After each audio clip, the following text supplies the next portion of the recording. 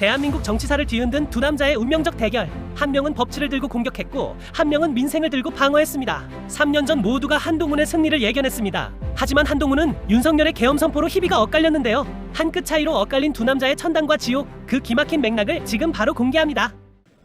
대한민국 정부를 대표하여 국회의원 이재명에 대한 체포 동의 요청의 이유를 말씀드리겠습니다. 자, 이제 드디어 그분이 등판합니다. 때는 2023년 9월. 단식 22일 차로 병원에 실려간 이재명 대표와 그를 잡으러 국회로 들어온 한동훈 장관의 창과 방패 2라운드입니다. 민주당 의원들은 우리 대표님 건드리지 말라며 눈을 부릅뜨고 있고, 한 장관은 증거가 차고 넘친다며 30분짜리 역대급 팩트 폭격 준비를 마쳤습니다. 분위기는 거의 전쟁터 직전인데 과연 한동훈 장관은 이 험악한 국회에서 무슨 말을 했을까요? 첫 번째, 백현동 사건. 원래 여기는 아파트를 높게 지을 수 없는 땅이었어요. 그런데 이재명 시장의 옛날 선거를 도와줬던 김인섭이라는 사람이 부탁을 하니까 갑자기 땅의 등급을 4단계나 수직 상승시켜줍니다. 덕분에 업자는 돈방석에 앉았고 성남시는 받아야 할 돈을 못 받게 됐죠. 한동훈 장관은 이걸 끼리끼리 짜고 친 구스톱이라고 말한 겁니다. 두 번째, 위증교사 사건. 두 번째는 거짓말 문제입니다. 옛날에 이재명 대표가 재판을 받을 때 아는 사람한테 전화를 걸어서 이렇게 시켰다는 거예요. 내가 써준 시나리오대로 법정 가서 거짓말 좀 해줘. 증거도 없는데 누가 나를 함정에 빠뜨리려 했다고 거짓 증언을 시켰다는 건데, 법을 다루는 사람들에겐 이게 아주 무거운 죄거든요. 한 장관은 이걸 판사를 속이려 한 아주 나쁜 행동이라고 꼬집었습니다. 세 번째, 대북 송금 사건. 마지막으로 가장 놀라운 대북 송금입니다. 이재명 지사가 북한에 가고 싶어 했는데 북한에서 그냥은 안 된다, 돈을 가져와라라고 했답니다. 그런데 나라 돈을 마음대로 줄 수는 없잖아요. 그래서 친한 회사인 쌍방울 회장님한테 대신 돈을 내달라고 부탁했다는 거예요. 심지어 그 엄청난 현금을 책 속에 숨기고 화장품 케이스에 넣어서 몰래 북한에 전달했다는 007 작전 같은 이야기입니다.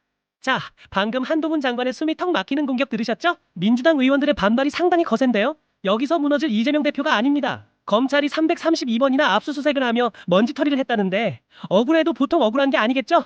이건 수사가 아니라 사냥이다 라며 맞받아치는 야당 대표의 처절한 방어전이 시작됩니다. 뚜렷한 혐의도 없이 제1야당 대표를 구속시키려는 헌정사상 초유의 이번 사태는 대한민국 헌정사의 역사적인 한 장면으로 남을 것입니다. 영장 혐의 내용이 참으로 억지스럽습니다. 내가 성남시 돈 5,500억이나 벌어줬는데 왜 죄인 취급하느냐, 돈 보낸 적도 없는데 왜 소설 쓰느냐라며 아주 처절하게 억울함을 호소합니다. 팩트에는 서사로, 법리에는 감정으로 맞서는 이재명식 정면 돌파. 과연 그의 목소리는 어떻게 들리시나요? 더불어민주당 이재명 대표가 백현동 개발투태 의혹의 피의자 신분으로 10시간 넘게 경찰 조사를 받은 뒤 결국 체포 동의안이 가결되어 이재명 대표는 구속 수사를 받았습니다. 없는 죄를 조작해서 뒤집어 씌우고 자신들의 치부를 가리겠다는 정치검찰의 조작수사 아니겠습니까? 이에 한동훈 장관은 이재명 대표가 특별한 대우를 바란다며 비판하는데요. 범죄 수사를 받는 피의자가 마치 식당 예약하듯이 자기를 언제 구속해달라고 요구하는 건 누가 봐도 비정상적인 일이죠. 입으로는 특권을 포기한다고 말씀하시지 않았습니까? 그런데 희한한 특별 대접 요구가 참 많으신 것 같습니다. 지난 대선 때 비롯해서 여러 차례 공개적으로 약속을 하셨고, 그럼에도 불구하고 그 약속 어기고 본인 사건 포함해서 민주당 사건 내보내 대해서 실제로 방탄을 하셨죠. 중요한 건 말이 아니라 실천인데요. 왜 특별한 대접을 받으려고 하시는지 모르겠습니다. 존경하는 국민 여러분, 저는 대통령으로서 피를 토하는 심정으로 자유 헌정 질서를 지키기 위해 비상계엄을 선포합니다. 비상계엄을 선포합니다. 여기서 아무도 예상 못한 초대형 악당이 등판합니다. 갑자기 밤중에 TV를 켠 국민들 눈을 의심케 한 그 장면, 바로 윤석열 대통령의 비상계엄 선포입니다. 잘 굴러가던 한동훈의 대권 플랜에 재를 뿌린 건지, 아니면 이재명에게 대통령 프리패스권을 끊어준 건지. 윤석열 대통령이 비상계엄을 선포했습니다. 국회로 와주십시오. 늦은 시간이긴 하지만 국민 여러분께서 이 나라를 지켜주셔야 합니다. 저희도 목숨을 바쳐 이 나라 민주주의 꼭 지켜내겠습니다. 우리의 힘만으로는 부족합니다. 이 나라의 주인이신 국민 여러분께서 나서주셔야 합니다. 저도 지금 국회로 가는 길입니다. 이미 어제 이전으로 돌아갈 수는 없습니다. 국민들께서 그걸 용납하시지 않으실 겁니다. 우리 당 의원들도, 그리고 우리 당의 당원들도 엄정한 현실과 민심을 직시해야 합니다. 대통령을 비롯해서 위헌적 계엄으로 국민을 불안하게 하고 나라에 피해를 준 관련자들은 엄정하게 책임을 져야 합니다. 어제 대통령을 면담했지만 대통령의 이 사태에 대한 인식은 저의 인식과 그리고 국민의 인식과 큰 차이가 있었고 공감하기 어려웠습니다. 제가 책임지고 앞장서서 이 사태를 수습하겠습니다. 윤석열은 탄핵과 더불어 체포 절차를 밟게 되고 이재명은 대통령에 당선되게 됩니다. 민주공화국 대한민국 시민 여러분 진심으로 감사드립니다. 국민의힘 윤리위원회가 당원 게시판 사태 관련 한동훈 전 대표에 대한 제명 징계를 결정했습니다. 가족명의 아이디를 가지고 당원 게시판에 댓글을 작성을 하고 당원들의 마음이 이렇다라고 결국 언론에 계속 보도되게 만든 것이고, 한동훈 전 대표는 징계 결과가 알려진 뒤 SNS에 국민과 함께 민주주의를 지키겠다는 짧은 글을 올렸습니다. 자, 시간은 흘러 현재의 상황을 볼게요. 국회에서 이재명을 몰아세우던 법무부 장관 한동훈은 이제 없습니다. 당에서도 쫓겨나고 직함도 떼어버린 채 말 그대로 맨몸의 야인이 된 한동훈. 하지만 입마저 닫은 건 아니었습니다. 오히려 계급장 떼고 나니 말이 더 독해졌는데요. 한동훈은 현재 여당의 국정조사는 위헌이며 자신을 증인으로 부른다면 모든 걸 바로잡겠다며 다시금 날선 비판의 칼을 뽑아듭니다. 대통령이 피고인인 사건을 권력이 나서서 공소 취소하는 거, 이거 직권남용 범죄입니다. 이거 누가 보더라도 범죄거든요.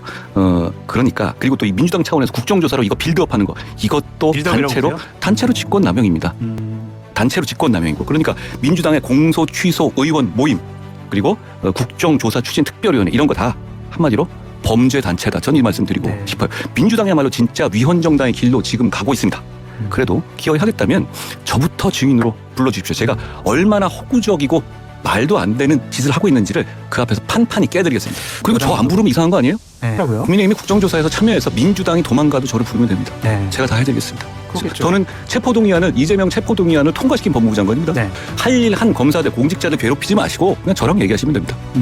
근데 여기에 대해서 이렇게 제가 몇 번 얘기했는데 그렇게 말 많은 민주당이 여기에 대해서는 한마디도 안 하더라고요. 그러니까 조작 기소는 없었다. 그리고 이것은 공소 취소로 가는 빌드업이다. 이렇게 결론 내리고 계시네요. 조작 기소가 뭘 조작했다는 거 혹시 장 소장님 아세요? 무슨 변호사가 뭐 대북송금과 관련해서 녹취록과 관련해서 이거를 뭐 증거로 제시 안 하고 아니 그런 거 말고 그러면 북한에 안 갔다고 북한에 간 게 조작됐다 이런 주장인가요? 자, 문제는 뭐냐면 민주당의 조작 기소 주장은 얘네가 뭔 말 하는지 모르겠다는 거에 있어요. 연어를 먹었다는 연어를 먹었는지도 모르겠지, 먹었는지도 아니라고도 하지만 아니 그거하고 북한에 돈 간 거랑 어떤 관계라는 거예요? 문제는 깡패 출신의 기업인이 이재명 경기지사를 그러니까 이 방북 비용을 북한에 김정은 쪽에 대납했다는 거 아니에요? 그게 이화영 판결문에 그대로 적시돼 있고요. 뭐가 조작이라는 겁니까? 그러면 차라리 이 이화영 판결의 1, 2, 3심에 나온 그 수많은 법관들을 다 이번에 만든 법 왜곡죄로 고소하거나 고발해버리라고 하세요.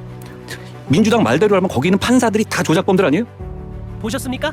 직함은 떼었어도 한동훈의 창은 여전히 날카롭습니다. 비록 당에서 쫓겨난 처지라지만 그는 지금 이재명 정부의 심장을 정면으로 겨냥하고 있습니다. 민주주의라는 이름으로 행해지는 지금의 정치가 사실은 위헌이라는 이 독살. 그럼에도 불구하고 이재명 대통령은 국민들의 마음을 얻었습니다.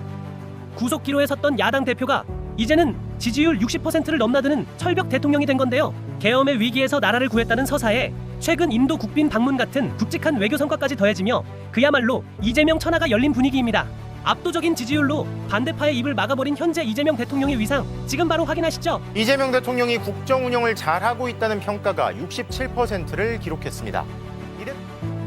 이재명 대통령의 국정 운영 지지율이 69%로 취임 이후 가장 높게 나타났습니다. 한쪽에서는 역대급 지지율의 축배를 들고 한쪽에서는 헌법 파괴라는 비수를 꽂는 기가 막힌 상황. 자빠진 황태자의 화려한 부활일까요? 아니면 이재명 시대의 완벽한 굳히기일까요? 과연 이 싸움의 끝은 어디일까요? 여러분은 누구의 손을 들어주시겠습니까? 오늘 정치맥부가 준비한 드라마는 여기까지입니다. 구독과 댓글로 여러분의 뜻을 알려주세요.